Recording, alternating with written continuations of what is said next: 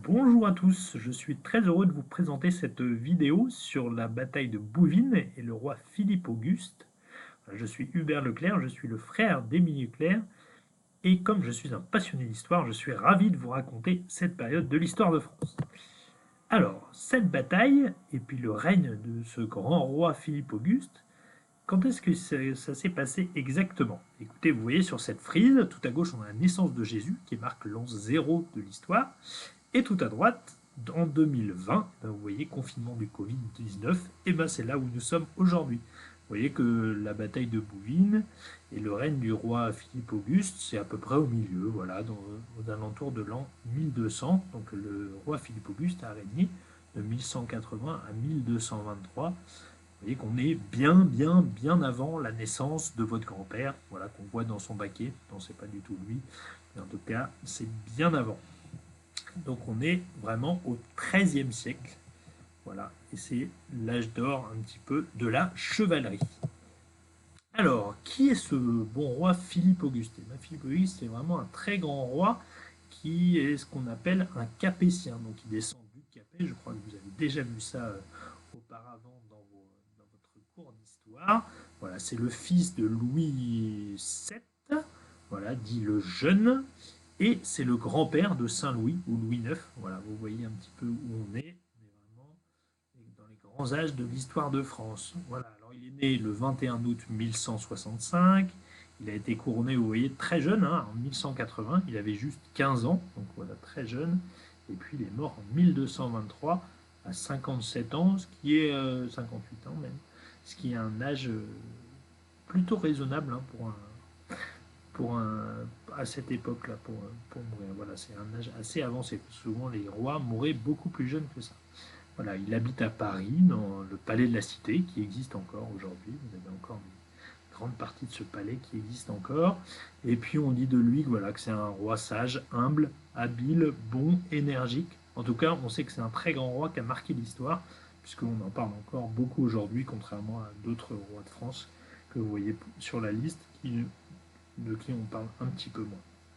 Voilà, vous pouvez voir un de ses portraits. Alors, il y a beaucoup de ses portraits qui ont été réalisés bien plus tard. C'est le cas ici. Et puis, vous avez son sceau en haut à droite de votre écran. Voilà, le sceau qui marquait un petit peu tous les écrits des rois de France et des rois en général. Voilà. Et là, on le représente avec la fleur de lys, puisque c'est Philippe Auguste là, qui a lancé un peu ce symbole, qui a donné ce symbole pour toute la France. Alors, qu'est-ce qui se passe au début du règne de Philippe Auguste? Eh bien, c'est pas super, c'est pas fameux. Vous voyez sur la carte, en fait, la partie en rouge, voilà, c'est uniquement le domaine, voilà, le domaine royal. Donc, c'est la France de l'époque. Voilà, donc la France est vraiment toute petite. Elle a Paris dedans, un petit peu le sud de Paris. Les régions en jaune, en fait, sont des régions qui dépendent du royaume de France, c'est-à-dire que les seigneurs de chacune de ces régions ont juré fidélité au roi de France et sont donc ses vassaux. C'est comme ça qu'on appelle, et je pense que vous avez déjà vu ça. Et puis en bleu turquoise, là, vous avez une grande partie de l'ouest de la France, voilà, qui appartient en fait aux Plantagenets. Alors les Plantagenets, en fait, c'est tout simplement voilà, des seigneurs qui dépendent du roi d'Angleterre et de la famille du roi d'Angleterre. À l'époque, c'est Richard Cœur de Lion qui dirige l'Angleterre. Voilà, vous le connaissez sans doute à travers Robin des Bois, avec son frère Jean Santerre. Voilà, on y reviendra juste après. Voilà, en tout cas, c'est vraiment un roi qui a existé, Richard Cœur de Lion, et qui est un roi très puissant. Voilà, et puis en fait, toutes ces régions ont été voilà, récupérées par la couronne d'Angleterre, puisque le père de Philippe Auguste, dont on parle, Louis VII en fait a renvoyé sa femme, qui, une fois qu'elle a été renvoyée, a épousé le roi d'Angleterre, et qui, du coup, le roi d'Angleterre a récupéré énormément de terres. Vous voyez. Donc, ce qu'il faut retenir, c'est qu'à cette époque, voilà, quand Philippe Auguste arrive au pouvoir, eh ben, c'est pas fameux. Il va falloir vraiment. C'est un petit roi dans un petit royaume pas très puissant. Voilà. Donc à cette époque-là aussi, Philippe Auguste part en croisade aussi, dès le début de son règne. Il part même en croisade avec le roi d'Angleterre. pour une fois, ils ne se disputent pas entre eux. Voilà, ils vont mettre le siège sur Saint-Jean d'Acre, un siège extrêmement long avec beaucoup de morts. Et puis Philippe Auguste va rentrer ensuite en France où il va commencer un petit peu à étendre son territoire pour essayer de récupérer des terres et asseoir un petit peu son pouvoir et son autorité sur la France. Voilà.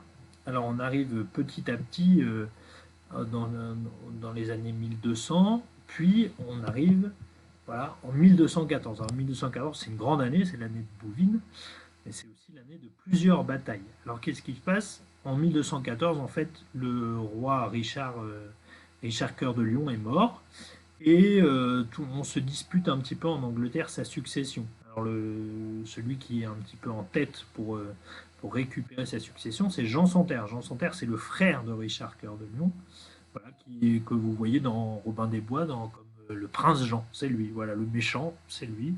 Voilà, Jean Santerre, on dit que c'est un petit peu la légende, il n'était pas forcément plus méchant que les autres, mais en tout cas, c'était le frère de Richard Cœur de Lion, il se battait pour récupérer son héritage.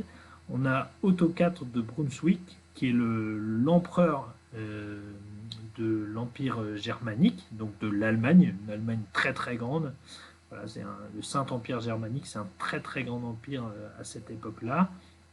Voilà, même si, comme en France, en fait, Othon IV a une toute petite zone sur laquelle il a vraiment de l'influence. Tout le reste, c'est ses vassaux en fait qu'il dirige. Et puis, s'il a de l'argent, il est puissant. S'il n'a pas d'argent, il est beaucoup moins puissant. Donc, Othon IV, à cette époque-là, n'est pas extrêmement puissant comme l'ont pu être après d'autres empereurs germaniques. Voilà. Et puis, le troisième personnage qui est un petit peu clé dans cette histoire, c'est Renaud de Damartin. Renaud de Damartin, c'est le comte de Boulogne. Donc, vous savez, Boulogne-sur-Mer, c'est dans le nord, dans le Pas-de-Calais, plus exactement. Voilà. Et Renaud de Damartin, c'est un comte qui a eu quelques démêlés avec le roi de France et qui, donc, du coup, s'est allié avec la couronne d'Angleterre. On dit que c'est un félon, c'est un traître. Voilà. Il a rejoint la couronne d'Angleterre. Alors, qu'est-ce qui se passe en 1214? En 1214, Jean Santerre décide d'aller attaquer un petit peu la France, récupérer des domaines, et donc il prend des bateaux et il débarque à La Rochelle. Voilà, à La Rochelle. Son but, c'est un petit peu d'entraîner petit à petit les troupes du roi de France vers le sud pour libérer de la place au nord ici, vous voyez, au nord, à la frontière du nord, puisque là, Othon IV pourrait attaquer. Voilà, tous les ennemis du roi de France se sont mis ensemble pour essayer de lui piquer un maximum de territoire. Voilà, donc Jean Santerre et ses troupes débarquent à La Rochelle. On est en février, le 6 février 1214. Le 16 février, excusez-moi, 1914. Et ils se dirigent tout naturellement vers la capitale, vers Paris. Parce que le but, c'est vraiment d'atteindre ce centre, et vous l'avez bien vu sur la carte tout à l'heure, en fait, c'est les terres qui appartiennent directement au roi de France. Quand le roi Philippe Auguste entend parler de ça, évidemment, il se met en ordre de marche pour aller à sa rencontre et pour l'arrêter, pour aller se battre avec lui. Voilà, à ce moment-là, Jean Santerre entend parler que le roi s'est mis en marche, et là, qu'est-ce qu'il fait? Hop, il fait demi-tour, et il essaye, en fait, comme on l'a dit au début, d'éloigner le plus possible les troupes françaises de la frontière là-haut, belge, pour laisser Othon IV et Renaud de Damartin attaquer la France par le nord. Voilà. Alors, l'armée du roi de France, hop, se met en marche. Ça marche plus. On va y arriver. Voilà, ils partent. Et l'armée du roi de France arrive à Chinon. Là, à Chinon, en fait, ils discutent un petit peu entre eux, et le roi de France se rend compte que c'est pas très prudent de s'éloigner autant de la frontière du Nord où d'autres peuvent l'attaquer, et donc il décide, avec son fils, qui est Louis VIII, qu'on appellera plus tard Louis VIII le Lion, de se diviser en deux. Donc à ce moment-là, on va avoir l'armée de Louis VIII qui va aller attaquer les Anglais, et ils vont les retrouver à la Roche-aux-Moines, pendant que l'armée de Philippe Auguste, elle, retourne vers le nord, et notamment à la frontière, pour aller se défendre si jamais les autres attaquent, donc Othon IV et Renaud de Damartin. Alors, on y arrive.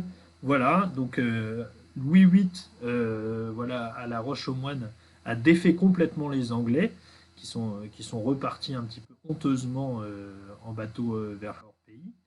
Et donc, Philippe Auguste a complètement les mains libres pour aller attaquer beaucoup plus fort, voilà, Othon IV et les autres alliés de cet empereur, c'est-à-dire un petit peu d'Anglais qui ont débarqué aussi dans le nord, le fameux Renaud de Damartin, le Félon, voilà, et ils se mettent en place, voilà, autour de Bouvines. Donc, Bouvines, c'est une petite commune juste à côté de Lille, dans le nord de la France, où va se dérouler une grande bataille. Donc vous voyez ici le champ de bataille, ce qui est très important, c'est qu'ici on a une rivière qui fait tout le tour et qui encadre. Voilà. Et au moment où la bataille va commencer, le 27 juillet 1214, en fait, le roi de France est en mouvement. Il est en train de partir vers le pont, comme ça, vers l'île, et il repart, il repart. Et puis on l'avertit, voilà, que Othon approche avec ses troupes. Et donc là, il se déploie très rapidement, et le mouvement stratégique qu'il fait, c'est qu'il va mettre les meilleures troupes, donc les chevaliers de Bourgogne, ici, vous voyez, Eudes de Bourgogne, dirigé par Eudes de Bourgogne. Ici, il va mettre ses meilleures troupes sur l'aile droite. Pourquoi sur l'aile droite? Parce que le risque à cette époque, c'est de se faire contourner et attaquer par derrière. Donc ici, il laisse euh, voilà, des unités un petit peu moins fortes, puisqu'elles sont défendues par la rivière, et donc pour traverser une rivière à cette époque-là, c'est compliqué. Donc il met les troupes les moins fortes ici, lui au centre, ça c'est toujours dans les batailles du Moyen-Âge, le roi, les troupes du roi au milieu, et il met ses très bons chevaliers à droite. Voilà. Et ce qui va se passer du coup, c'est qu'on va avoir les Allemands de Othon qui vont attaquer au centre. Au centre, le roi Philippe Auguste a une armée solide avec tous ses chevaliers, ses grands chevaliers qui vont se défendre. Voilà. Et pendant ce temps-là, à ce moment-là, on va avoir un mouvement sur la droite qui va permettre aux chevaliers bourguignons, qui sont extrêmement forts, d'attaquer l'aile gauche du coup des ennemis et de transpercer complètement leur ligne pour attaquer par derrière. Voilà. Et une fois qu'on prend les gens à revers, on les encercle, et ben au fur et à mesure, on a, on a une vraie victoire des Français qui arrivent à se défaire complètement, voilà, des Allemands, des Saxons, des Anglais, tous ceux qui voulaient attaquer le royaume de France, qui sont pourtant, lors de cette bataille, beaucoup plus nombreux que les Français. Voilà. Et grâce à la chevalerie, notamment des Français, qui à l'époque est très très réputée et vraiment très forte, les Français arrivent à remporter une magnifique victoire. Voilà. Alors comment ça se passe exactement? Ben, vous voyez, à cette époque-là, voilà, il n'y a pas a pas de canon, il n'y a pas d'arc, même les arcs sont très très peu utilisés. À l'époque de Bouvines, en 1214, c'est uniquement et quasiment que du combat à corps. Donc on se bat avec des épées, avec des lances, mais en tout cas avec très peu d'armes de loin. Donc on est vraiment au contact. Donc l'arme massue un petit peu pendant ce Moyen Âge, c'est le cheval, et notamment ce qu'on appelle le destrier, donc les chevaux de guerre. Là, vous en voyez un dessin sur la gauche. Voilà, et ces chevaux sont énormes, sont très musclés, chargent avec un bruit du tonnerre et permettent défaire complètement des armées entières quand c'est bien organisé. Voilà, l'ensemble cavalier avec son armure plus le cheval peut peser plus de 700 kilos. Vous imaginez, c'est comme une voiture, quoi. C'est plus lourd que certaines petites voitures. Et vous imaginez que lancer au galop, ça peut faire beaucoup, beaucoup de dégâts. Donc tout le monde se bat essentiellement avec des pics. Voilà. Et les personnes à pied, du coup, face à ces énormes chevaux là qui chargent, peuvent, pour se défendre, en fait, cherchent surtout à rester groupées avec leurs lances.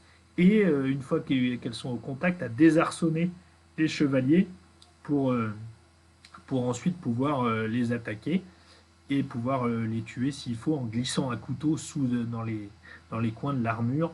Voilà, donc ça c'est les hommes à pied qui à l'époque voilà, ont vraiment aussi beaucoup de mal. Hein. Donc il y a très peu vraiment les rois de la bataille, c'est vraiment les chevaliers qui sont montés et qui du coup peuvent plus se battre. Alors il y a un vrai code d'honneur. Hein. Les chevaliers en général entre eux se tuent très peu. Le but c'est vraiment d'attraper le chevalier et de le faire prisonnier pour ensuite récupérer une énorme rançon. Ce qui arrive voilà, dans plein de combats, on entend parler des rois qui sont capturés et on doit payer des rançons, mais c'est vrai pour les rois, c'est vrai pour les chevaliers. Voilà, et à l'époque, le roi n'est pas du tout en retrait par rapport à la bataille, au contraire, hein, il est en première ligne. Hein. Othon IV, comme le roi de France Philippe Auguste, à la bataille de Bouvines, sont vraiment en première ligne avec leurs hommes. Ils ne sont pas du tout en retrait, comme on a pu le voir un petit peu dans l'histoire après. Ils attaquent vraiment en première ligne en emmenant complètement leurs hommes avec eux. D'ailleurs, au début de la bataille de Bouvines, Philippe Auguste brandit sa couronne en disant la couronne je la donne à qui vous voulez tant que mon honneur reste sauf et que je peux me battre avec vous. Voilà, donc il tient pas du tout à sa couronne pour cette bataille. Pour lui, c'est un soldat comme les autres et il doit montrer l'exemple comme les autres. Voilà, c'est très belles images de l'histoire de France. Voilà, donc les chevaliers ont pas encore des très très grosses armures, ils ont un aume, un casque, ils ont une côte de maille qui permet d'éviter les coups. On a encore les bouchers, on a encore des gants en côte de maille aujourd'hui, c'est assez rigolo. Ça évite en fait les coupures quand on frappe avec une épée sur une côte de maille, bah, ça retient ça retient l'épée et ça évite voilà, les grosses coupures ou carrément les sections ou la pénétration d'une lame. Voilà. Alors, à l'issue de cette bataille, qui est une très très grande victoire française, qu'est-ce qui se passe? Eh bien, en fait, le roi de France a un prestige énorme. Voilà, ça lui permet de récupérer beaucoup de terres, puisqu'il a défait complètement ses pires ennemis. Donc, vous voyez en rouge, à la mort de Philippe Auguste, toutes les terres qui appartiennent au, au domaine royal. Donc, il y a tout l'Anjou, il y a donc autour d'Angers, il y a tout le duché de Normandie qui n'était pas du tout là, une grande partie du nord et surtout du Pas-de-Calais. Voilà, et vous voyez toutes les terres en jaune, c'est par diverses alliances, par des mariages, etc. Le roi de France a récupéré énormément d'influence sur son royaume. Et vous voyez que les Anglais en turquoise ont récupéré, eux, il leur reste très très très peu de terre par rapport à ce qu'on a pu voir au début. Voilà, et grâce à cette bataille de Bouvines, c'est la première fois qu'on a en fait une vraie alliance de toute la France pour se battre contre des ennemis d'autres pays. Et on dit que la bataille de Bouvines, c'est vraiment la naissance du sentiment national. C'est la première fois que les gens sont venus se battre au nom de la France. Et voilà, et le symbole du domaine royal, donc était la fleur de lys sur fond bleu, voilà, est devenu vraiment le symbole de la France tout entière et pas seulement du domaine royal. Avant, chaque région avait un petit peu son blason et défendait pour des couleurs, alors que là, tout le monde défend les couleurs de la France. Et c'est vraiment le début du sentiment national français. D'ailleurs, Philippe Auguste, c'est le premier roi qui se fait appeler roi des Français et plus roi des Francs, voilà, et qui change complètement du coup le sentiment d'appartenance au départ à des régions, et là qui devient le vrai roi de France. Voilà, j'espère que cette histoire vous a plu, c'est une très belle histoire. N'hésitez pas à me poser des questions, je vous donnerai mon adresse, et à très bientôt.